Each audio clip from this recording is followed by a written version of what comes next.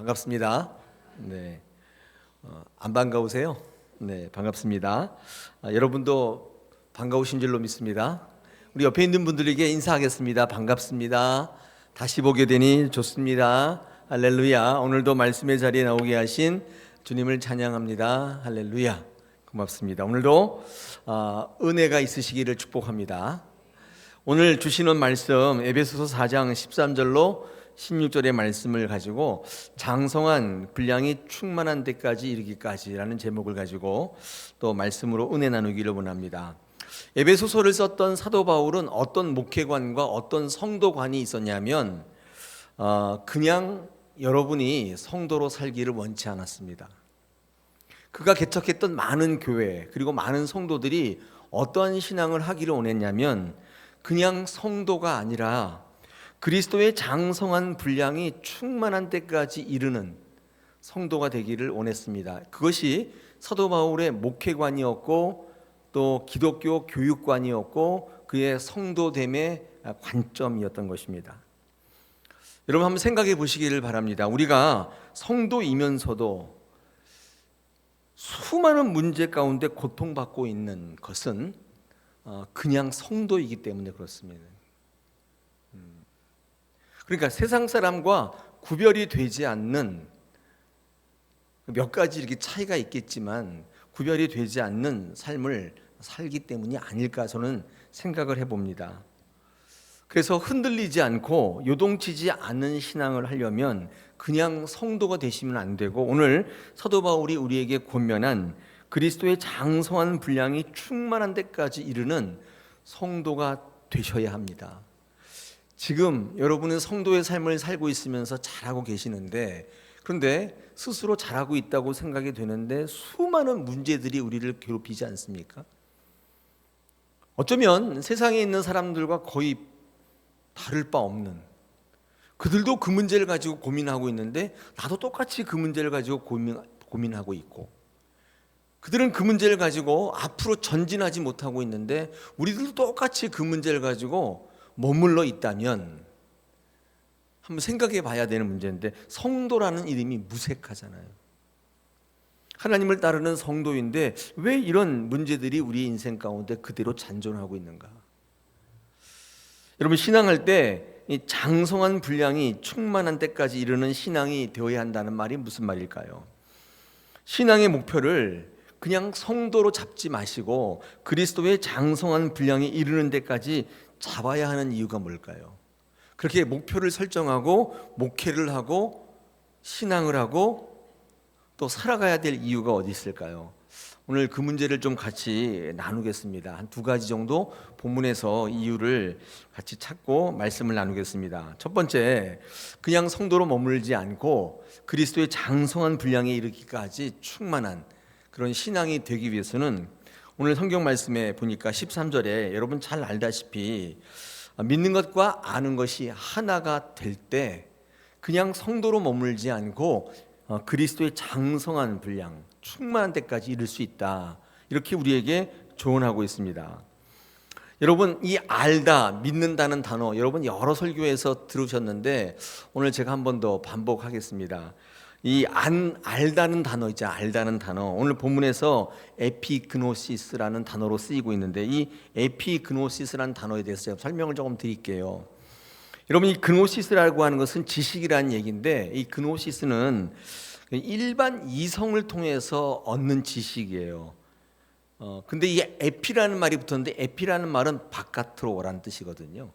그런 접두어가 붙어 있습니다. 그러니까 에피그노시스 안다는 단어는 뭐냐면 일반 지성으로는 알 수 없는 지식 바깥에 있는 지식이다 그 뜻입니다. 그러니까 눈으로 보아서 아는 지식이 아니라 나의 IQ를 가지고 나의 경험과 어떤 체험을 가지고 아는 지식이 아니라 보다 근본적이고 보다 본질적인 지식이에요. 지식 바깥에 있는 지식이에요. 눈으로 딱 보면 직관적으로 아는 그런 게 아니라 근본적이고 본질적인 지식입니다.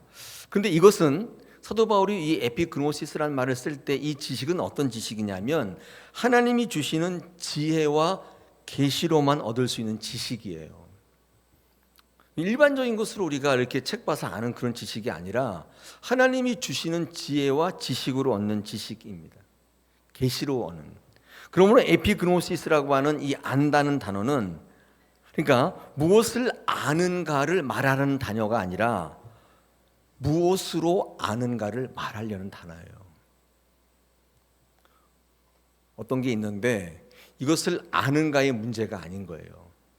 무엇으로 이것을 아는가의 문제인 거예요.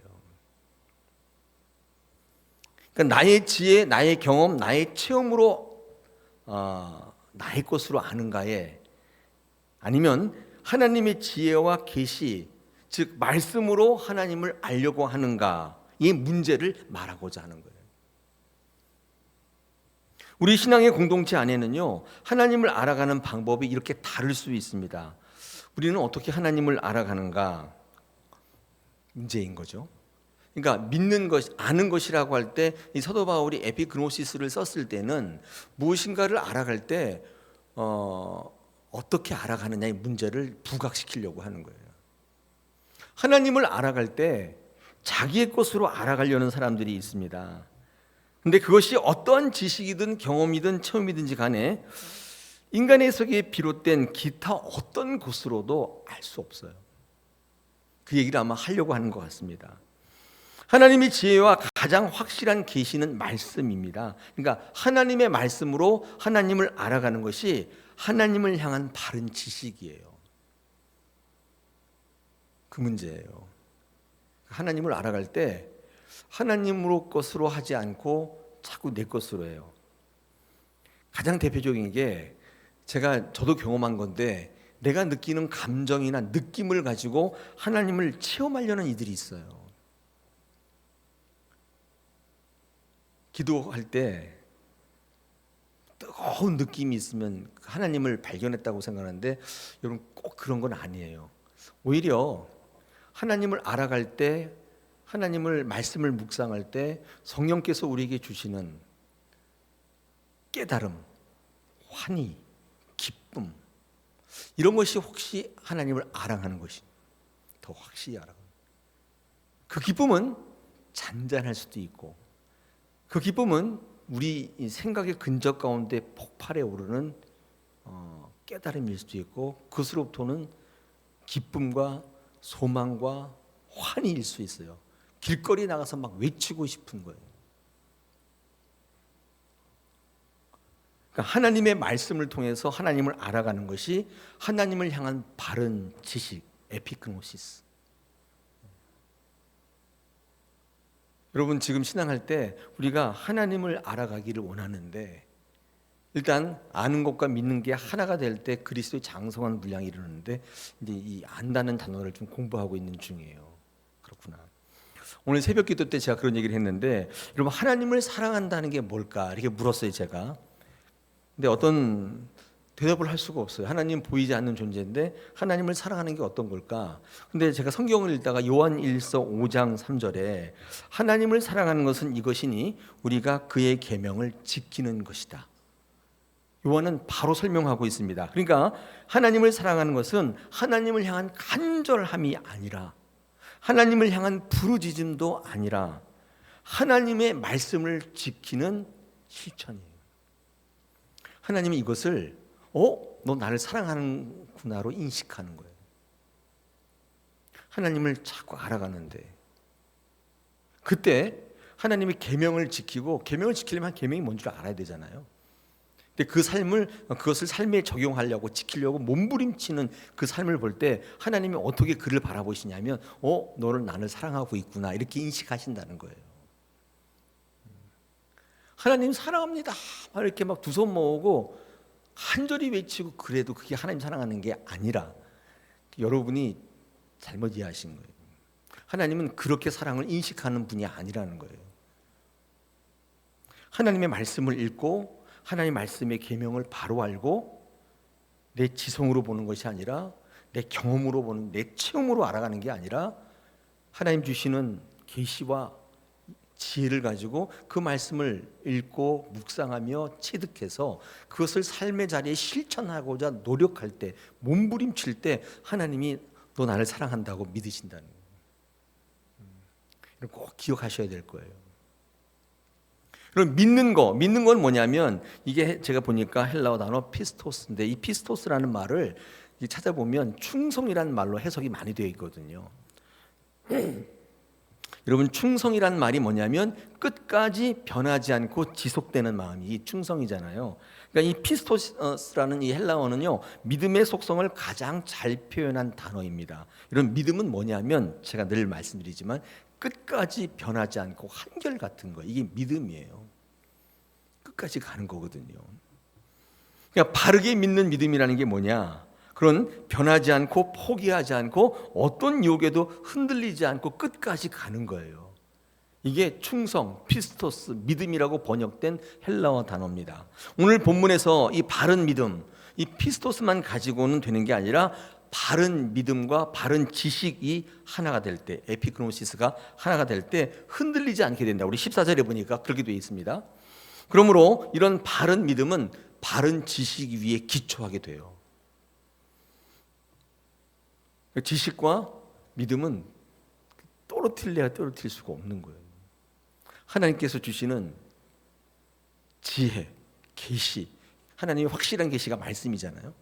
그 말씀을 통해서 하나님께 자꾸 나아갈 때, 그때 하나님께서 그 말씀을 통해서 많은 것들을 체험케 하시는데, 여러분 그것이 하나가 될 때 그리스도의 장성한 분량이 충만한 데까지 이르게 하신다. 그리고 그 사람은 완전한 사람인데 온전한 사람이 되어서 흔들리지 않게 된다. 이래서 흔들리고 저래서 흔들리고 그렇게 되는 게 아니라 흔들리지 않게 된다. 이게 하나가 되면 상승 효과가 있다는 것입니다.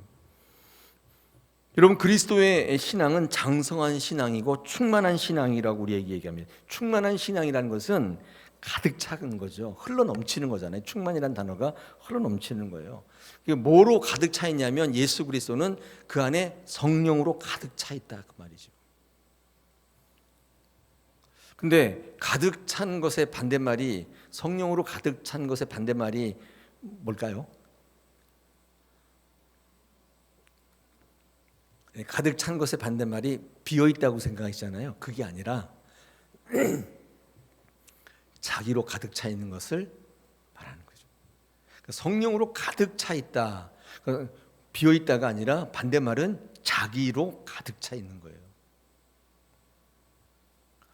제가 어떤 목사님의 칼럼에서 읽은 건데 깡통 신앙과 쐐기둥 신앙 이런 거 제가 읽어본 적이 있는데 재밌어서 한번 소개해 드리겠습니다. 깡통과 쐐기둥의 차이는 똑같이 쇠로 되어 있어요. 겉모양은 쇠로 되어 있는데 깡통은 속이 비어 있는 거죠. 근데 이 비어 있다는 말이 자기로 가득 차 있다 이렇게 보시면 되는데, 가득 차 있는데 자기, 연약한 자기로 차 있다 보니까 무슨 밀가루 같은 걸로 차 있는 거예요. 근데 쐐기둥 같은 거는 그 안에 강철로 이렇게 차 있어요. 이게 쐐기둥 신앙과 깡통 신앙, 속이 비어 있는 신앙이다. 그렇게 이해하시면 되는데, 이 비어 있는 신앙의 특징은 뭐냐면 발로 차면 찌그러져요. 그러니까 많은 상처가 나요. 왜냐하면 누가 찼기 때문이 아니라 사실은 그 안이 비어있기 때문에, 다시 말해서 자기의 밀가루 같은 걸로 채웠기 때문에, 연약한 자기로 채웠기 때문에 차면 푹푹 들어가는 거죠. 상처가 나고 회복이 잘 안 돼요. 연약한 나로 채울 때 누군가가 외부의 충격이 오게 되면 이렇게 상처를 받게 된다는 거예요. 반면 쐐기둥 신앙은 뭐냐, 속이 쇠 같은 걸로 꽉 차 있는데 그걸 성령이라고 봅시다. 그럴 때 발로 차면 찬 사람이 발이 아프게 돼요. 스크래치는 좀 나는데 절대로 찌그러지지는 않아요. 그래서 이런 신앙은 어때? 그렇게 넘어간대요. 누가 한 대 찼는데 아프다고 죽는다고 하는 게 아니라 어때? 이렇게 한다는 거예요. 무게중심이 이렇게 있어가지고 흔들리는 법이에요. 속이 차 있으니까 무게중심이 흔들리지 않잖아요. 그래서 넉넉히 이긴대요. 그러면서 성경적 인물을 하나 예를 들었는데 스데반이에요. 여러분 스데반을 설교하는 사도행전 7장에 보면 가장 많이 쓰이는 단어가 충만이라는 단어예요. 그는 충만으로 차 있다. 충만하다. 성령 충만, 말씀 충만, 사명 충만하다. 그래서 스데반을 가리켜서 가득 차 있는 사람이다. 가득 차 있으니까 어떤 공격이 와도 날아오는 돌멩이 속에서도 천사의 얼굴을 한다는 얘기예요. 제가 이 글을 읽으면서 깜짝 놀랐어요. 성령으로 속이 가득 차 있다. 충만한 신앙이다. 이게 그리스도의 신앙이다. 그리스도는 수많은 침뱉음을 당하고 모욕을 당하고 했는데 상처를 받지 않는다. 그는. 이 사도 바울은 오늘 이 성경 말씀을 쓰면서, 서신서를 쓰면서 여러분이 그냥 성도가 아니라 그리스도의 장성한 분량이 충만한 때까지 이르는 성도가 되어야 흔들리지 않고 요동치지 않고 한결같이 끝까지 간다는 거예요. 저는 사도 바울은 아닌데 이 사도 바울 서신서를 읽으면서 저도 목회의 방향을, 목회의 목적을, 여러분과 함께 신앙하는 목적을 그렇게 생각을 해요. 여러분을 그냥 성도로 만드는 게 아니라 장성한 분량에까지 이르는. 그래서 지금 여러분이 고민하고 고통받는 모든 문제로부터 넉넉히 이길 수 있는 그 신앙이 되기를 간절히 소망합니다. 여러분 지금도 잘하고 계시는데 성도로서 참 부족함이 없어요. 근데 제 욕심은 거기에서 그리스도의 장성한 분량에까지 성장하면 참 좋겠습니다. 그래서 믿는 것과 아는 것이 하나가 되면 그런 신앙을 입니다. 두 번째 있습니다. 14절에 보니까 어린아이가 되지 않을 때. 여러분 이게 같은 말이 15절에 자라날 때입니다. 이게 같은 말이거든요. 어린아이가 되지 않는다는 말과 자라나는다는 말이 같으니까 14절과 15절이 같은 얘기를 하고 있다고 보여집니다. 그런데 여러분 어린아이가 되지 않는다, 자라난다에 또 다른 동의어가 있어요. 그게 뭐냐면 버린다예요. 버린다. 어린아이가 어른이 되려면 기본적으로 버려야 됩니다. 어린아이적인 일을 다 버려야 돼요. 그때 성장이 일어나는 것이죠. 어린아이의 일을 그냥 가지고 있으면 안 됩니다. 물론 추억으로 가지고 있을 수 있는데 이게 기본적으로 판단하고 선택하고 바라보는데 사고가 기초가 되면 안 됩니다. 그러면 성장이라고 얘기할 수 없어요. 성장이 멈춰진 사람이요. 그러니까 자라나면서 어린아이적인 일을 버리고 장성한 분량에까지 자꾸 이르러 가야 되잖아요. 버려야 돼요. 성장은 자라나는 것은 그래서 이 사고의 방식이 달라지고 생각의 기준과 선택이 달라지는 거예요. 제가 어떤 책에 보니까 평면적으로 보다가 입체적으로 본다 이런 얘기를 이제 읽은 적이 있습니다. 여러분 어릴 때의 사고는 평면적이에요. 2차원. 이 2차원이 뭐냐면 그냥 눈에 보이는 대로 보는 거예요. 근데 장성하게 되고 신앙이 성장하게 되면 보이는 대로 보지 않고 이게 이렇게 일어서요. 그리고 이게 돌아요. 그래서 뒤쪽도 봐요. 이게 성장이라는 거예요.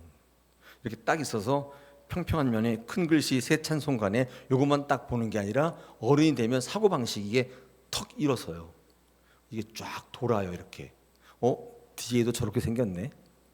이걸 이제 보는 거예요. 이게 평면적 사고에서 입체적 사고로 바뀐다는 것입니다. 제가 주일 예배 때 한번 성냥개비 6개로 정삼각형 4개를 만드는 방법 이렇게 계속 해봐도 안 돼. 하나가 딱 모자라거든요. 근데 얘를 이렇게 세워서 삼각부를 딱 만들면 4개가 딱 나와요. 여기 하나, 여기 하나, 여기 하나, 밑에 하나. 성냥개비 6개로 정삼각형을 4개 만드는 법이 평면적 사고로는 도저히 안 돼요. 근데 얘를 일으켜 세우면 그때 풀리는 거예요. 여러분 이게 성장하는 구조예요. 여러분도 신앙할 때 그리스도의 장성한 분량에까지 이르는 신앙에 이르려면 평면적 구조에서 입체적 구조로 바뀌셔야 되는데 이 시각이 영적 시각입니다. 다방면에서 볼 수 있는 시각과 관점을 이야기해주고 자기 관점에서만 말하지 않게 돼요. 자기 입장에서만 말하지 않게 되고 자기 느낌과 감정 속에서 빠지지 않게 만들어줘요. 왜냐하면 다른 사람이 나에 대해서 어떻게 생각할까를 생각하기 때문에 굉장히 다방면의 사고를 갖게 된다는. 영적 사고는 역지사지의 사고가 가능하게 해줘요. 내가 기분 몹시 나쁘잖아요. 그럼 다른 사람은 어떨까를 생각하는 거예요. 누군가가 뭘 잘못했다면 나는 뭐 잘못했은 게 없을까를 보게 돼서 그것들이 이렇게 줄어지게 만드는 상승 효과가 있어요. 성장했다는 의미는 이런 의미를 이야기합니다. 고린도전서 2장 14절에 보니까 육에 속한 사람은 영의 일을 알 수가 없다 이렇게 돼 있어요. 이게 뭐냐면 사고체계 문제 때문에, 구조 때문에 그래요. 육의 일을 계속 묵상하고 거기에 시달리는 사람은 영적인 면을 볼 수가 없는 거예요. 그거 외에도 다른 엄청난 부분들이 있는데 거기까지 이르지 못하고 매일 육적인 물에게 시달리다가 인생 끝나는 거예요. 여러분들, 우리가 성도로 살지 않고 이 사도 바울이 우리에게 권면하는 것처럼 그리스도의 장성한 분량까지 이루는 신앙을 하게 되면, 믿는 것과 아는 걸 제가 설명드렸는데 이게 하나가 되기 시작하면 어린아이 적의 일을 자꾸 버리고 신앙으로 자꾸 성장해서 역지사지의 시각과 관점을 자꾸 갖게 되고, 나의 입장에 갇혀 있는 것이 아니라 자꾸 그것을 뛰어넘는 말씀적 신앙을 살게 되면 성도로서 살아갔을 때 모든 문제들이 풀려나가기 시작하는 거예요. 다른 사람의 문제 때문이 아니라, 어떤 환경 때문이 아니라 성장하지 못하는 문제라고 사도 바울은 계속 지적하고 있어요. 여러분, 보이는 것은 당장 눈앞에 보는 거잖아요. 이게 평면이잖아요. 무엇을 먹을까? 무엇을 마실까? 무엇을 입을까? 계속 염려해요. 그러나 채워진다고 해서 그 염려가 또 사라지는 것도 아니에요. 이 문제가 해결되면 또 다른 문제가 꼬리를 물고 계속 이어져요. 그 문제가 난이도가 좀 높아지는 정도인데 계속 근심과 걱정의 삶을 이어가게 돼요. 그러나 입체적 사고는 하나님을 계산에 넣는 거예요. 하나님이 먹이시고 하나님이 입히셔요. 하나님께서 늘 우리와 함께 하세요. 하나님이 계산에 있으면 우리는 항상 하나님 쪽에 사고를 하게 돼요. 그래서 그는 항상 될 수 있다고 얘기해요. 항상 감사하다고 얘기하는 이유가 그의 생각에 하나님이 관여하기 때문이에요. 세상은 우리를 이해 못해요. 이렇게 입체적 사고를 하는 저희들을 이해를 못해요. 세상은 항상 평면적 사고를 하거든요. 눈에 보이는 거. 이런 성경에 보면 다니엘 같은 사람이잖아요. 왕이 주는 음식을 거부하잖아요. 편한 것을 거부해요. 이 세상의 관점에서 미친 거잖아요. 우상에게 바친 음식으로 더럽히지 않겠다고 얘기해요. 저항해요. 싸워요. 편한 환경, 좋은 음식만 보지 않기 때문이에요. 그 뒤에 계신 하나님을 보고 있기 때문이에요. 다니엘과 그 세 친구는 철저하게 입체적 사고, 영적 사고를 하고 있는 거예요. 요셉은 출세하는 거 편한 게 목적이 아니었어요. 그게 목적이었다면 보디발의 아내가 유혹할 때 받아들이면 되죠. 팔자 필 수 있는데 그렇게 안 합니다. 보디발은 자신의 흥망성쇠에 관심 있는 사람이 아니라 자신을 통해 이루실 하나님의 약속의 성취에 관심이 있어요. 이거는요, 평면적 사고는 절대로 불가능한 거예요. 이게 일어선다니까요. 그래서 이게 돌아요. 뒤를 보게 되는 거예요. 그럴 때 이게 다가 아니구나, 이게 있구나를 알게 되는 거예요. 여러분, 그럴 때 괜찮아져요. 그럴 수도 있다고 생각이 되어져요.